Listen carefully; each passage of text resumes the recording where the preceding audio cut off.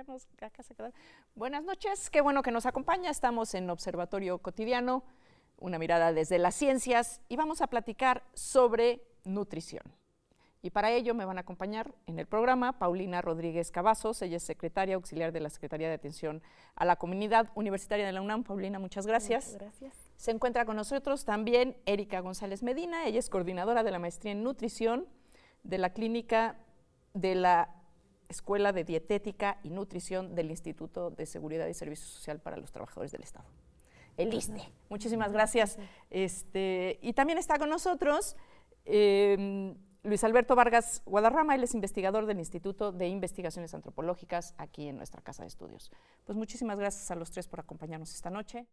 ¿Por qué es importante hablar de nutrición y qué es lo que está pasando en nuestro país, en el país y en el mundo, en el tema de la nutrición? ¿Qué hemos perdido en el camino? ¿Qué es lo que ha cambiado? ¿Qué es lo que pareciera un país que cada vez tiene más acceso a la alimentación? No necesariamente es la mejor forma de alimentarse. ¿Dónde ha quedado la tradición de nuestra cultura milenaria prehispánica? ¿Cómo hemos ido migrando hacia esta cultura de lo mucho, lo grande, lo llenador, en lugar de lo nutritivo? ¿Y cuál es la diferencia justo entre me sacié y me nutrí, ¿no? Claro. Que no necesariamente son sinónimos. ¿Quién se quiere tomar? Adelante, Paulina, venga. Pues yo creo que es muy importante ahorita hablar de estos temas, ¿no? Cada vez hay más evidencia científica entre el tener una buena nutrición con el contar con una buena salud, ¿no? Y lo podemos ver hoy en día, como dices, hay grandes casos de desnutrición. Lo que ahorita más alarma son las cifras de sobrepeso y de obesidad que hay en el país, que van en aumento, entonces es algo que tenemos que preocuparnos mucho, pero no menos importante también los casos de desnutrición en el país, ¿no?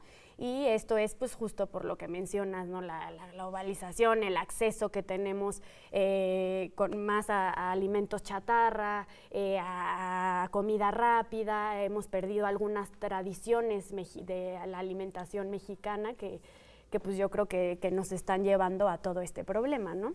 ¿Qué pasó con nuestra comida tan rica, tan adorada en el mundo, ¿no? Tan envidiada realmente, en el buen sentido de la palabra envidia? Mira, cuando uno estudia la alimentación de los tiempos prehispánicos y la que tuvimos hasta la primera mitad del siglo XX, se da uno cuenta que hemos perdido mucho. Es decir, por ejemplo, yo estoy seguro que muchos de los televidentes no han comido capulines, por ejemplo. Y que la generación joven como ustedes solamente ha comido aguacate Hass y ya se ha perdido de los aguacates criollos. Las generaciones más jóvenes solamente toman papaya Maradol porque ya no hay la papaya amarilla. Es decir, estamos perdiendo una variedad enorme a cambio de restringir nuestra dieta a unos cuantos alimentos. Por ejemplo, el maíz ahora se encuentra de todas las formas imaginables porque es industrializado. Y de todos los colores también. Y de todos los colores y de todos los sabores, pero no siempre en la forma más sana posible porque la mayor parte de las veces está acompañado de grasas. Entonces, hay que pensar que la alimentación prehispánica era una alimentación sana. Es decir, tenemos muy pocos datos sobre obesidad en la época prehispánica, pero sí tenemos el testimonio de que trabajaban mucho, que construían las pirámides, que construían caminos, energía, ¿no? que tenían y mucha caminaban, energía. no había cochecitos, Claro, ni claro. caballos. Había mucha actividad. Claro. Después lo que ocurre es que con la conquista nos entran dos elementos que nos han perjudicado. El azúcar refinada, que la trae nada menos que Hernán Cortés, que hace... Desde entonces. Hernán Cortés, acuérdese que hace las primeras haciendas azucareras en el estado de Morelos. Pero además nos llegan las grasas, los puercos con la grasa tan sabrosa de la manteca. Entonces ahí comienza todo un cambio muy lento que no tenemos tiempo de exponer, pero que va deteriorando nuestra dieta. Y como tú dices, en la actualidad lo que tenemos es una serie lo que hemos perdido es variedad. Esto es muy importante, darnos cuenta que hemos perdido variedad. Hay productos que consumíamos antes que hoy ni conocemos. Y segundo, hemos aumentado nuestro consumo de hidratos de carbono refinados y de grasas. Yo lo dejaría ahí para que ustedes sigan con esto. Sí, Erika, ¿por qué es importante una dieta balanceada? Bueno, el tema de salud, de nutrición, de obesidad, de sobrepeso, ¿cuál es el problema con el sobrepeso? Bueno, el sobrepeso y la obesidad, que están muy relacionados, pues la principal causa es precisamente, como tú comentas, el no comer una alimentación correcta, que incluya todos los 3 grupos de alimentos del plato del bien comer, que son frutas y verduras, leguminosas y alimentos de origen animal. Hemos descuidado la parte en cuanto al consumo de agua, en cuanto a disminuir el consumo de frutas, de verduras, de fibra, ¿sí? por alimentos industrializados de alta densidad energética con un alto contenido de sodio también. Las famosas golosinas que pican, por ejemplo, los tamarindos con chile y con sodio, que también es parte ya ahora de la alimentación del mexicano, el consumo no nada más de dulces, sino también de este tipo de golosinas que también son de alta densidad energética. Entonces se ha perdido esa variedad, que sean adecuados a la persona. No podemos decir que para todos son las mismas calorías que deben de consumir. Exacto. Debería de acuerdo al estado fisiológico de la persona. Que eso luego también es un tema con esto de las dietas, ¿no? Exactamente. La gente poniéndose a unas dietas para un cuerpo que nunca va a tener, porque su fisiología y su estructura anatómica no la van a hacer verse como nos quieren hacer creer que debemos vernos todos, ¿no? O todas, sobre todo. Y por otro lado, algo muy importante, nos falta la alfabetización en salud y en nutrición. Creo que esa parte es muy importante aquí y en todo el mundo, el que nosotros como nutriólogos podamos transmitir esa alfabetización en salud y nutrición a la población. Y eso es muy importante, sobre todo a los niños, ¿no? A los niños y niñas, pues. Pero, sí, empezar desde casa con los buenos hábitos de alimentación. Las escuelas, antes yo me acuerdo que en las escuelas nos metían mucho, esa información estaba presente, ¿no? Qué tenías que comer, qué no era adecuado para comer. Y yo creo que eso se ha ido perdiendo, y si no se ha ido perdiendo y está todavía presente, está de tal manera bombardeada la infantería, ¿no? Los chicos, de que eso no es lo que quieren comer. Ya ni siquiera saben a qué sabe, pero no lo quieren porque no es cool, ¿no? No es lo que está en el anuncio, lo que come al que ellos aspiran a emular, ¿no? Sí, y al final estos niños, somos el país número 1 con obesidad infantil en el mundo. Y como bien dice Erika, ¿no? Falta más promoción, más educación de la salud, de nutrición. Hay que empoderar más a la población para que tomen decisiones más saludables y obviamente sí dar esta información a los niños, pero yo creo que más que nada es también a los padres de familia, ¿no? Porque estos niños pues no se están alimentando solos, no están eligiendo lo que deben de comer durante el día. Entonces, si los papás toman mejores decisiones en cuanto a la alimentación de sus hijos, ellos van a poder, ¿no? Exacto. También. Y sí, lo educas y también está comprobado científicamente que los hábitos que estos niños adquieran desde chiquitos probablemente sean los hábitos que van a tener para toda la vida, ¿no? Entonces es muy importante. Mira, hay una cosa que es interesante. El famoso plato del bien comer se ha difundido mucho y los chicos de las escuelas lo conocen. Y cuando uno les pregunta qué comen, te contestan de acuerdo con eso. Pero cuando observas qué hacen en la realidad, correcto. Sí, pero cuando observas lo que hacen en la realidad es todo lo contrario. Entonces, el conocimiento está ahí, pero no se aplica. Entonces, este es el reto para la nutriología, de convencer de que eso es lo que hay que hacer. Pero por otra parte, con un aspecto muy importante que es la individualización de la dieta. Personalizar la dieta. Yo les voy a plantear mi caso personal. Estudioso de estas cosas, he trabajado mucho con el maíz, etcétera. Soy intolerante al maíz. Yo no puedo comer maíz. Es decir, yo no puedo comer tortillas, yo no puedo comer tamales, Híjole, etcétera. estamos a punto de darte el pésame. Sí, Nos provoca verdaderamente. Es como nuestro... Claro, es identidad, nuestro sustento todo. en términos hombres de maíz, diría sí. Miguel Ángel Asturias. Sí, exactamente. Entonces yo he tenido que hacer mi dieta sin maíz. Y esto es bastante trágico porque se te antojan los tamales, se te antoja esto, se te antoja lo otro. Entonces, cuando yo trabajo con los nutriólogos, tienen que entender que mi dieta es diferente a la de los demás. Claro. Y que probablemente ese es el caso de millones de personas. De millones de personas, algunos no toleran el trigo, otros no. El maíz es raro, es poco frecuente. Sí. Pero hay que pensar que eso puede estar ahí, ¿no? Sí, claro. Sí, que no todos debemos de consumir ni en misma cantidad, ¿no? Que la dieta debe de ser, una de las características de una dieta correcta es que sea adecuada, ¿no? Entonces, esto quiere decir que sea adecuada para los gustos, para la religión, para, ¿no? Y la actividad, la fisiología física, de la... Y la claro, cultura, esto nos va a llevar a la segunda parte del programa porque es todo un enredijo, porque pareciera muy fácil, come saludable, pero ¿qué es saludable para cada persona?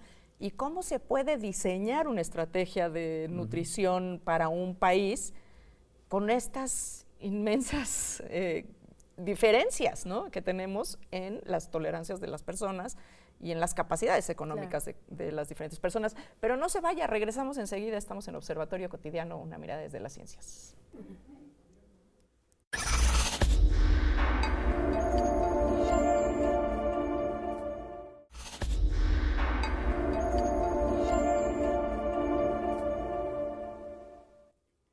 Qué bueno que sigue con nosotros, estamos aquí platicando sobre nutrición con diferentes personalidades de este tema que hoy nos hacen el favor de acompañarnos. Está con nosotros Paulina Rodríguez, Erika González Medina y Luis Alberto Vargas Guadarrama, y estábamos comentando sobre la importancia de la nutrición, las diferencias que ha habido a lo largo de la historia en nuestro país en términos de cultura alimentaria y cómo impacta esta cultura alimentaria y la transformación que ha habido en las tradiciones, en la forma de cocinar, en lo que se cocina, con qué se cocina, y cómo ha ido impactando esto en la calidad de vida de las y los mexicanos. En particular, México, comentaba Paulina, es uno de los países más obesos del mundo, no mejor nutrido, y esta es una contradicción interesante, ¿no? Porque uno piensa, ay, pues si está gordito, es que está bien nutrido, y si está flaquito, es que está desnutrido. Y eso también fue algo que ocurrió pues por mucho tiempo, ¿no? Necesitaba el niño estar gordito, o la niña, para estar sanita. ¿Qué nos pasó ahí y cómo hemos ido? Tú comentabas y apuntabas, Alberto, el tema del cambio de la dieta. Sí. El cambio de la dieta que tenían los antiguos mexicanos con la dieta moderna que podríamos hacer un parteaguas desde la llegada de los españoles. Mira, hay una frase que se utiliza mucho que dice que un segundo en la boca y una eternidad en las nalgas. Es decir, lo que comes se acumula y se almacena como grasa. Y el exceso de grasa en el cuerpo es lo que conocemos como obesidad. Y entonces la obesidad y, digamos, la etapa previa, que es el sobrepeso, lo que tiene son consecuencias muy graves sobre tu salud.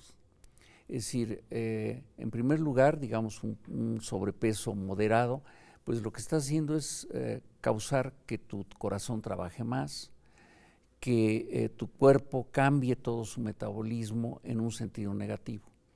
Entonces la obesidad favorece la aparición de enfermedades crónicas, complica enfermedades crónicas preexistentes, por ejemplo la diabetes, la hipertensión, etc. Entonces la obesidad es algo que nos está matando.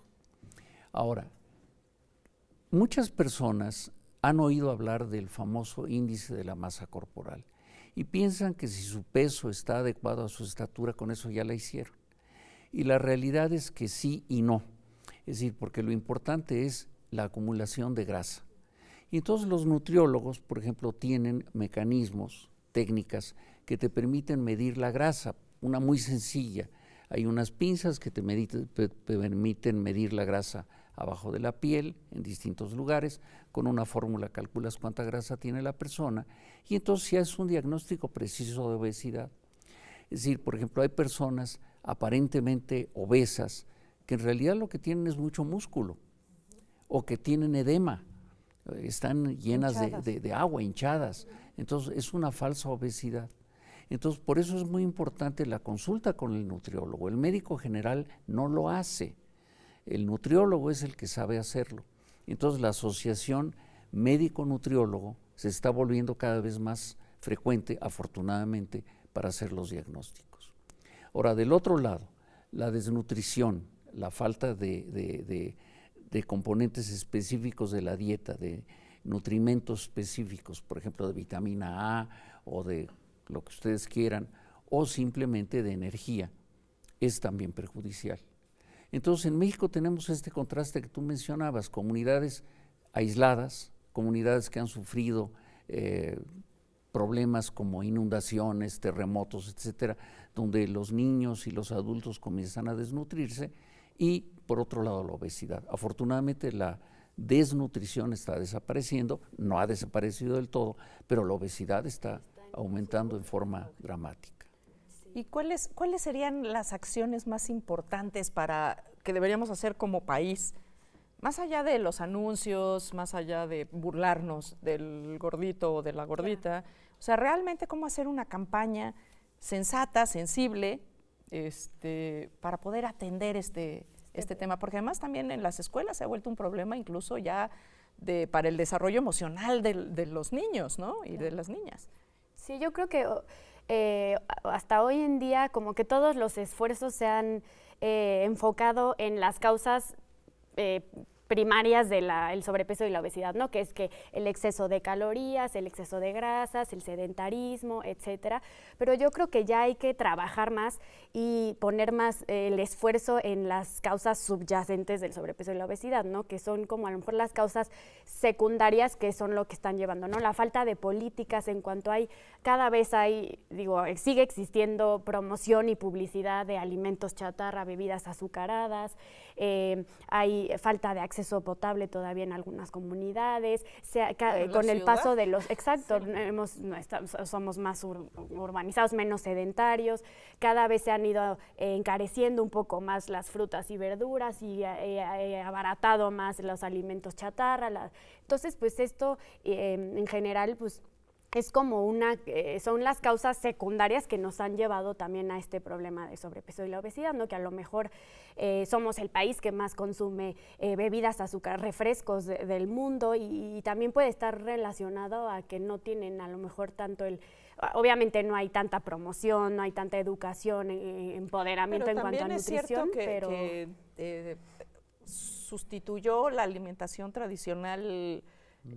Porque te tomas un refresco con gas y azucarado y te sacia el hambre y te cuesta muy poquito. Es mucho más barato. ¿No? Es más barato. Entonces ahí también juega toda esta otra, y además es muy fácil de adquirir porque hay en todos lados. Sí, de hecho, pues la alimentación es un fenómeno complejo desde el aspecto donde se vea y se han descuidado las partes, las raíces, como bien decía Paulina. Hay que estudiarlos desde el punto de vista antropológico, sociológico, cultural, religiosa. La inseguridad alimentaria que estamos viviendo también, no nada más en México, sino en todo el mundo. Se está acabando la tierra, ya no va a haber dónde cosechar. Entonces la inseguridad alimentaria es algo que también nos está obligando a cambiar nuestra dieta tradicional al consumo de alimentos de alta densidad energética, industrializados. Lo hemos visto claramente, esa política que se tomó de ponerle impuesto al refresco, que se pensó que se iba a disminuir la prevalencia de sobrepeso y obesidad y continúa igual. No sirvió porque la gente sigue con los mismos hábitos del refresco. Es como el fumador. El fumador va a seguir comprando la cajetilla aunque le cueste 100 pesos. Y aunque diga que te vas a... Y aunque diga que te vas a morir de cáncer. Sí. Pero déjame añadir algo a lo que acabas de decir. El periódico de ayer señala el costo, cómo han subido el precio de los combustibles. Entonces se le ha aplicado un impuesto indirecto a los frijoles. Es decir, porque hoy el litro de aceite, de gas combustible para la casa cuesta más que el litro de gasolina. Entonces, cocinar frijoles que requieren horas de ebullición se ha vuelto muy caro y la gente ha dejado de consumirlos. Que además es y teníamos un producto de estupendo desde el punto de vista dietético por la cantidad de proteína que tiene, de fibra, etcétera. Los frijoles se han dejado de consumir preparados en casa. Son pocas familias las que los hacen, ¿no? Entonces, tenemos situaciones que son globales. Por ejemplo, ¿cuándo han visto ustedes en la televisión un anuncio de chayotes? Jamás. Jamás. Es decir, los productores locales de productos mexicanos no se han organizado para hacerles propaganda. Exacto. Bueno, Sí. no solo, también el recurso que hay detrás de los otros, pues es difícil que Claro. los chayoteros, Claro. ahora sí, sin... Sí, pero mira, por ejemplo, voy a ir a algo personal. En la época en que la mamá de Mireia y mi esposa y yo estábamos en Francia, los productores, por ejemplo, de alcachofas, se organizaron y pasaban unos anuncios preciosos sobre alcachofas en la televisión francesa. ¿Por qué? Porque eran productores organizados. Aquí en México, el que produce chayotes aquí y allá no están organizados. Y entonces no se fomenta el consumo de productos locales. Como decía yo hace un momento, los capulines han desaparecido de nuestras mesas, a pesar de que los árboles son nativos de México, son muy productivos, etcétera. Y también los Entonces, insectos en general, sí. ¿no? Han desaparecido de... Claro, muy claro, claro, saludables. claro. Pero además el costo es muy elevado al comer chapulines, por ejemplo. ¿no? Sí. O sea, Sí, En es, cambio- de es un maguey, lujo. Es un Es un lujo. lujo. Sí, Y ya en cambio hay las productos hormigas que también. despreciamos porque son de pobres, como los quelites. Y yo creo que son ese muy es un tema muy importante. ¿Cómo se permeó esta idea de que nuestra comida tradicional era de pobres? Y había que comer la comida chatarra, que es la de pues clase media, rico, ¿no? Mira, eso lo sigues viendo hoy en día. Es decir, mi pleito con las escuelas de gastronomía es que los muchachos que salen de las escuelas de gastronomía saben mucho de gastronomía francesa y poco de la mexicana. Y esto nos viene pues desde la época de Maximiliano, de Don Porfirio, donde el ideal era la comida europea y lo nuestro pues se despreciaba, ¿no? Entonces se tienes sigue, una situación muy compleja, muy, muy compleja. Y se sigue viendo mal también te da estatus comer cierto tipo de alimentos industrializados y la dieta tradicional, si te ven comiéndote un tlacoyo con haba, con frijoles, pues se ve como de pobres. Y es todo lo contrario, todo depende cómo se prepara ese tlacoyo. No es lo mismo que lo frías a que Exacto. Que lo sea haces. asado. Y tienes una combinación perfecta de un cereal más una leguminosa, que es una buena fuente de proteína de origen vegetal. Entonces, la comida mexicana se ha modificado, como bien lo dice el doctor, bueno, la gastronomía pues se ha agarrado pues agregarle otro toque personal, son altamente de alta densidad energética, pero sin embargo nosotros podemos hacer las versiones que sean de baja densidad energética y continuar con nuestra alimentación tradicional que ya se ha perdido. Y eso también aunado, pues los alimentos industrializados que como bien mencionaste al inicio, pues a veces son mucho más baratos que comprar 1 kilo de frijoles. Y luego si lo tienes que cocinar. Y luego si lo tienes luego que más cocinar y gas. todas decimos hay que lavarse las manos antes y después de ir al baño o lava las frutas y verduras, si en la comunidad pues no tenemos el acceso al agua. Mira, A manera de cierre nos quedan 30 segundos. No, y que lo que podemos seguir es lo que está pasando en otras partes del mundo, que nuestros productos están teniendo un gran prestigio en otras partes del mundo. Por ejemplo, ahorita ustedes van en Roma a los restaurantes y se encuentran flor de calabaza, que aquí la vemos como algo secundario.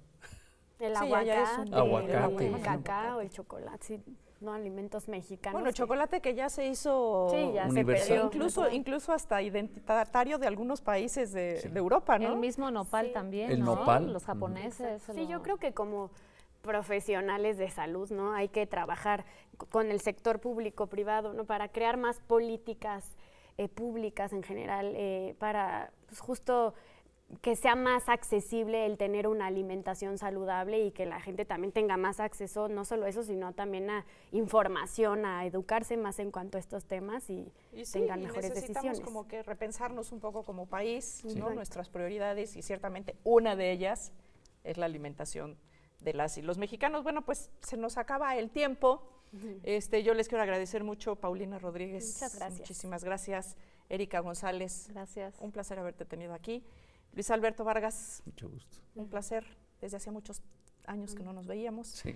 A usted que nos hizo el favor de acompañarnos, a los colegas de TV UNAM que hacen posible este programa. Esto fue Observatorio Cotidiano, una mirada desde las ciencias de la sustentabilidad.